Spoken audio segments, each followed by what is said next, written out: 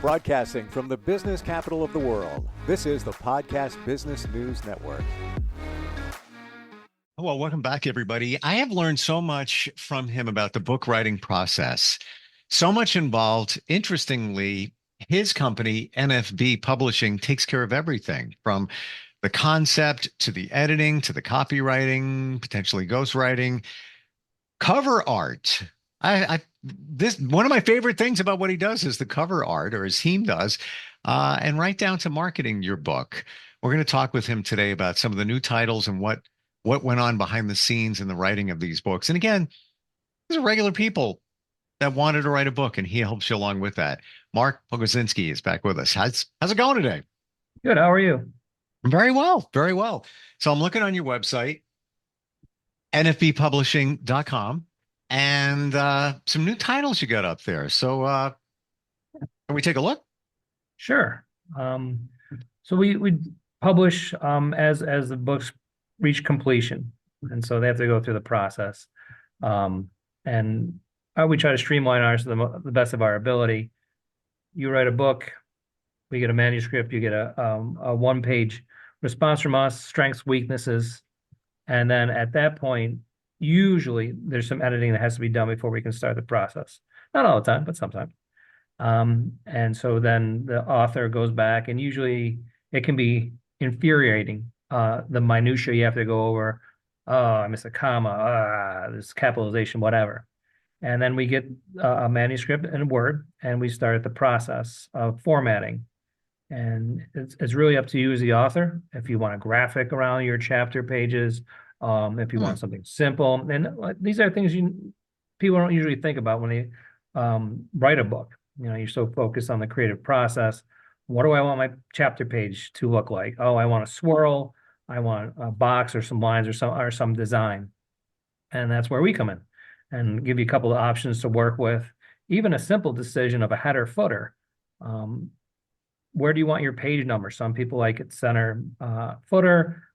Some people like the title and then the page number. And it's up to you as the creator of the content. And once all that stuff is, discussed, and we send images back and PDFs back and forth, and that's actually quite enjoyable for me to find someone when they hit upon it, like, oh my God, this is what I envisioned. It's something new. It's great. Even the book size, people don't think about it that often, but there's industry standards, 6x9, 5x8. But what if you want a lot of images in your book? Well, then you might want something bigger. There's no images, but it's thick, and you don't like the 6x9. It's too hefty. You want it smaller, and just little things like that. And look at your own bookshelf. What books do you like? Is that tactile necessity. The book has to feel right in my hands. And so all of that stuff has to be discussed back and forth. And hopefully, it's an enjoyable process for the author, because I enjoy it too. And we have to come to some consensus on what you want your book to look like. So that's like a little nuts and bolts of it. And then we start the process back and forth. You get a PDF, you read it over, you find some mistakes, we edit, we go back and forth, we hit upon the correct interior design, and then we start with the cover. And again, can be incredibly rewarding, because the cover is monumentally important.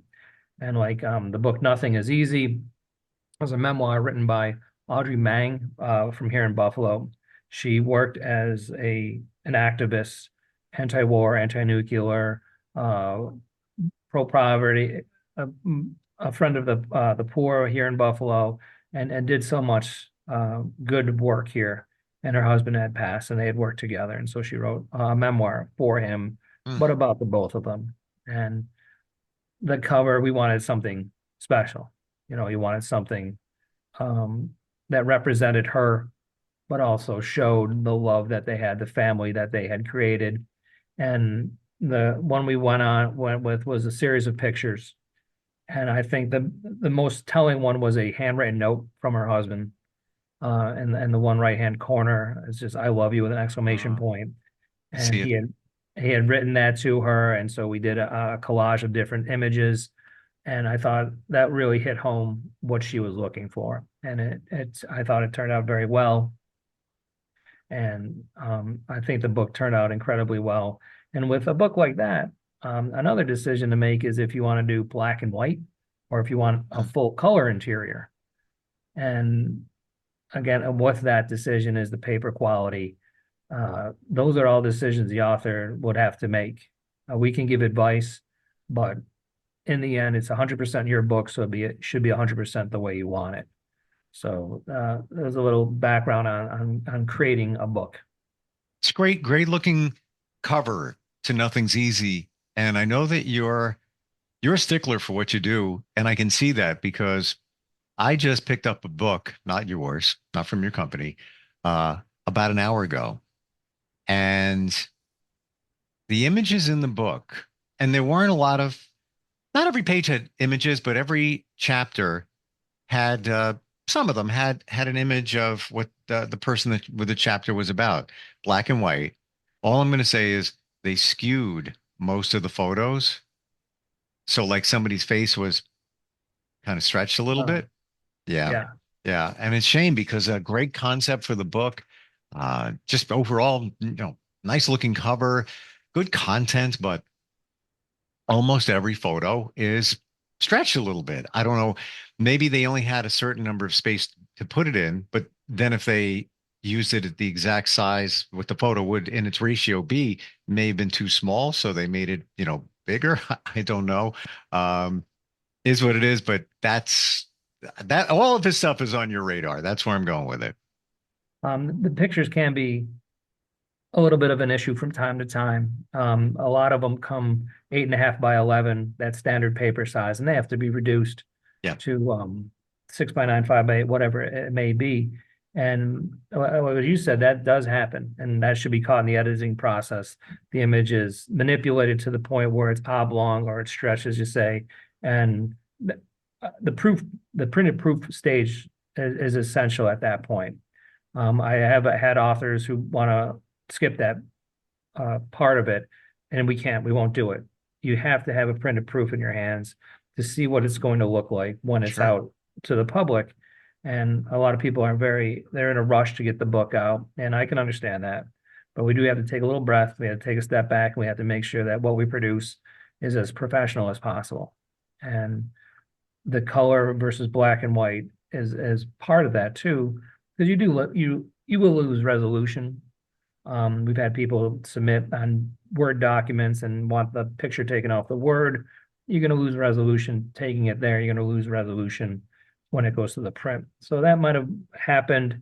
Hopefully that author did get a printed proof. Sometimes those things can be fixed Mm, post publication, depending on who you're working with. But for us, the attention to detail is essential, and especially a memoir like that heartfelt thing. sure. You want to do the best where possible and produce the best product you can. Well, I know with you, it doesn't matter whether it's, James Patterson or, Ooh. you know, somebody that just decided to write a book, a regular person. You put the same attention into it. And let's look at another new title you have. Which one you want to talk about? So an author, and he is from Australia, is "Please Let Me Destroy You" by Rupert Taylor.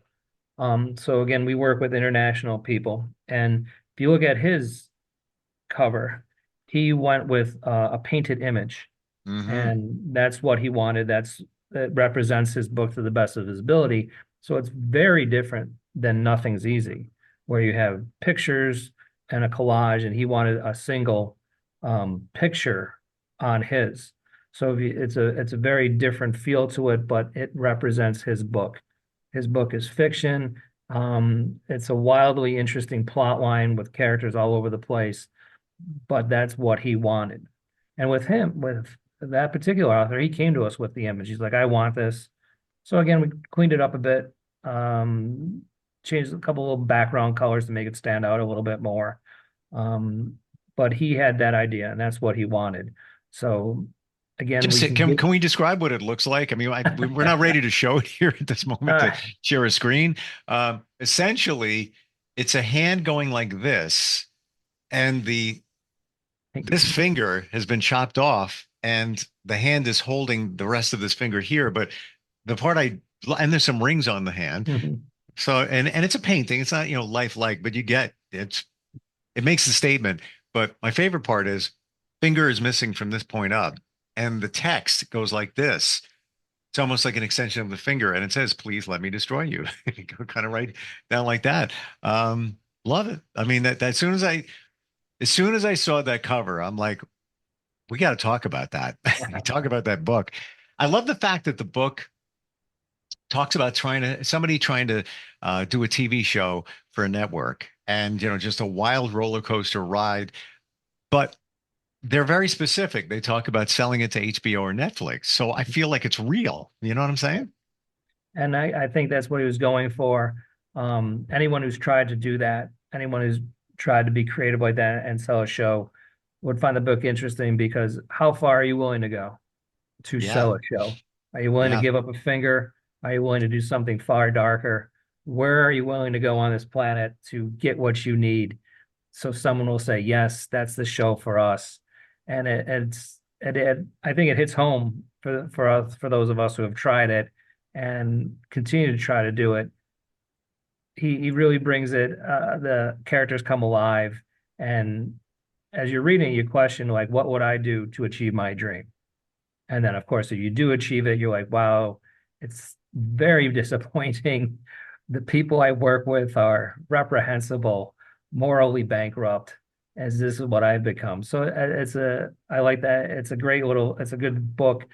It's a quick read. And again, I was proud of the cover when we got it done. And the image of it, I thought was really well done. Something striking, something you're gonna Sure.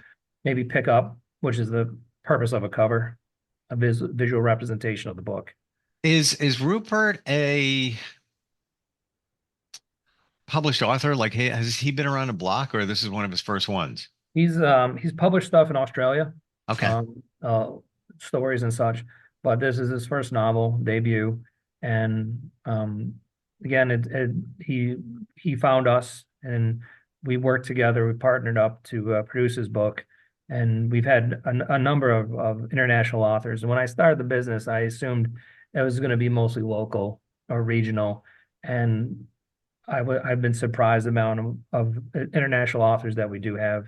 Wow. A couple from Australia, Austria, Ireland, England, professor from France who wanted to do his own textbook when he was as a philosophy professor.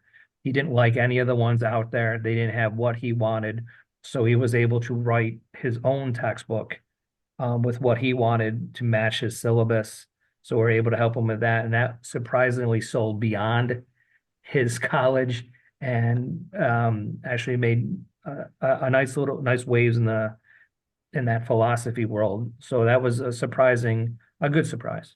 Wow. But the international stuff has been really rewarding, and I've learned a lot about different parts of the world and different writers. Hmm. Is the publishing process still the same no matter where the writer is or where the book appears? For us, it is again, the whole part of us is streamlining and making it as easy as possible. You spend years writing the book, like Rupert did, and you're selling it, you're trying to get it, and you're getting feedback, and you get so close, and it can be depressing, and you're crestfallen when you get the rejections after rejection. So we try to circumvent that and help people out as best we can, but we'd like to keep the process as streamlined as possible. This is what it's going to do. This is what we're going to do. This is what you should do as the author. Hmm. And it's not the same for everyone. It used to be you can't get published without an agent, but you can also not get an agent without getting published. So it was a catch 22. And Hmm. when I started all those years ago, you would have the writer's reference desk, or the writer's guide, and it listed every agent, every publishing house in the United States, and you'd go through it and three sample chapters and a summary, and you're sending it to the publisher, you're sending it to the agent. And again, it was from what I went through, getting so far in that process and then getting my galley copy back and having everything switched around again, that was upsetting to the point of almost giving up. But I You bring back such a memory of you can't get published unless you have an agent. I remember hearing that. I was younger all the time. Like, you need an agent. You can't get, they weren't not going to publish your book. It's amazing how things have changed, even musically. I mean, I've been working in radio forever. You can't get something played on the radio unless it's backed by a major label. And Yeah. still pretty much the way it is. But to get to the label's attention, you build up that kind of fan base on YouTube, and that, if you can work it that way, you can get attention starting at the beginning there. With everything we have today, I don't want to say it's easy, but there's way more opportunity to get your stuff out there if that's what you're looking for. Well, the radio was payola, right? Well, back in the day, it was in the 60s, and in 70s, people would pay the disc jockey to play their song. Now that's, long gone. And as a matter of fact, most DJs sign something that says they will not accept it. So now you're liable for it if you do, but you can't sneak a song on the radio. Everything is, most stations with ratings, it's highly researched. Every song they play, a lot of people think, why do they play the same songs over and over? Because it's been researched, and that's what drives ratings, because you're playing what people want to hear. So, if I were to slip a song in there, everybody would know right away. Yeah. And you'd face the repercussions of that. So it's not approaching the radio station; it's now approaching the label, and that's where it kind of begins. But look at so many artists like that, like Justin Bieber. I mean, yeah, on and on and on. Ed Sheeran even started on YouTube just making songs, and he got, call it, discovered by doing that. So on the publishing side, somebody could self-publish a book or publish with your help and pick up some traction. People start enjoying it. People, somebody makes a name for himself. You never know what could happen. And would be one of our goals, is to help people achieve that greater success. Sure. And with us, it's, you always maintain the rights to your work. Yeah. A lot of publishers will ask to share it or take the rights for a certain amount of time. We never do that because, again, with my own background, Yep. I did not react well. So I would never put anyone in that position that I didn't care for. And I like with the radio too, as you say, with the social media, you can become huge on YouTube or TikTok or what have you. And then you have like, hey, I have 1 million followers who are going to buy this. And that translates to publishing too. Like, hey, I've sold this many books on my own with no help from anybody. You can go to a major publisher. I've still heard that they want more than they're willing to give. But you can do it that reverse way. Instead of being discovered by an agent and being brought through the process, you have created your own market. Then you go to an agent. Well, this is what I'm bringing you. And you can get a better deal that way. It's not easy, as you say. It's a lot of work. It's a lot of social media posting, understanding the market, as you say, and hopefully you can build that, or you get discovered early. And I think it's similar between publishing and music. Sure. Before we run out of time, Poker Cemetery. That's a new one, right? Yep. So that's murder mystery. It's the author's second one with us. Dark, humorous, twists and turns in every chapter. Some really fascinating characters created that you've never seen before. And again, it's a quick moving thing, which is one of my favorite things about a good book, that you don't want to put it down and like 2 days later you're done with it. It's the same idea. And again, the author had an image in their head for their cover, and we were able to play around with different things and produce something that they liked a lot and kind of represents their book. And I think, again, it's striking. At the gravestones in the foreground, you got the tower in the background, you got the trees framing it. So we do try to, we take graphic design elements into consideration. It's not, just throw everything at the wall and see what sticks. So because of the trees and the frame of it, and then the one tree in the background kind of brings your eye to it. The tree before the tower brings your eye to it. It has like almost a hand factor to it. And then again, the gravestones in the foreground. Where did the art for that cover come from? We use different images, image searches, internet. We know to use AI generated images. So everything is either a photograph that we will take or provided by the author. And again, as much as AI is a great stepping stone to an idea, again, the old school mind is somehow cheating. And until I wrap my head around it, that's the way I think about it. You're So talking about AI? AI, doing the legwork, I think, is part of it. And rather than just like, again, throwing things at the AI generator and getting all these different things, having a specific idea in mind and working toward that image, I think is a better way to go. AI is just so not perfect, people. I mean, it's got its place here and there, but it's not perfected. I was using it a couple of weeks ago just to generate a quick image for a marketing client, and it needed to be a woman in a gym, say on a treadmill. So just plug that in, saw the images that came up. They look really good, except if you look closely, her arm was misplaced in one. Her finger was missing a finger. I'm not even kidding. It's just not perfected yet, and certainly not for writing. Anybody that thinks that they can just throw it to AI and have it write a book for them is, in my opinion, sorely mistaken. I think we talked about before, it's a good stepping stone, a good way to start. I have no idea. I plug in something and I get something pop back at me.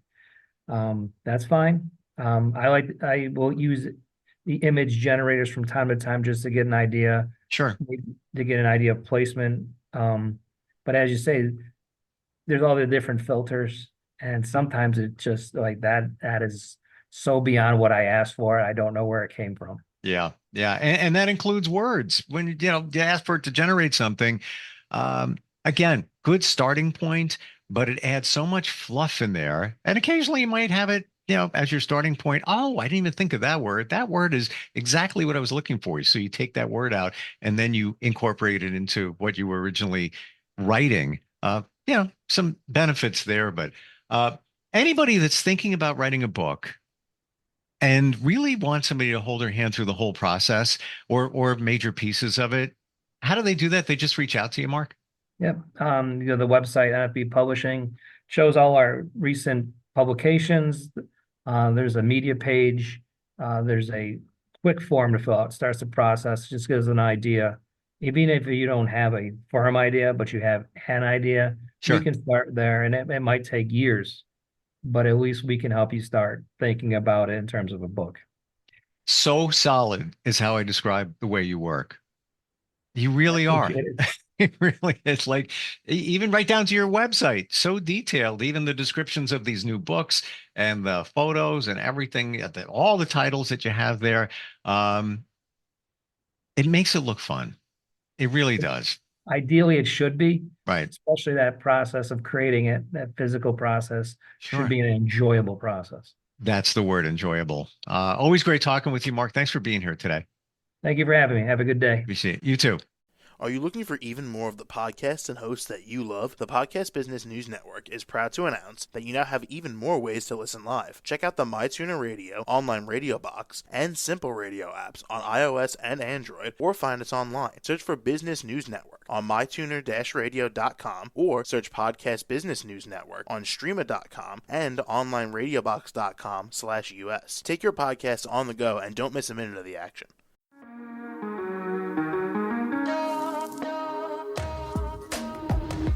Broadcasting from the business capital of the world, this is the Podcast Business News Network. For nearly 2,000 severely injured veterans, everyday life has become filled with barriers. Day-to-day simple tasks can become pretty daunting. I have to carry my chair up 2 flights of steps or have somebody do it for me. What scares me the most is just the falling. When I'm struggling with my house, I think, to have that one great barrier just knocked down, it's crucial. Home for Our Troops is a wonderful nonprofit that builds a mortgage-free, fully adaptive, handicap-accessible house. And there's no catch. It'll be our very first home. that we've ever owned. This is a game changer. This is where your life begins again. We need you to join us in completing this important mission. Please visit hfotusa.org and help build homes and rebuild lives. Because of you, everything's going to be okay.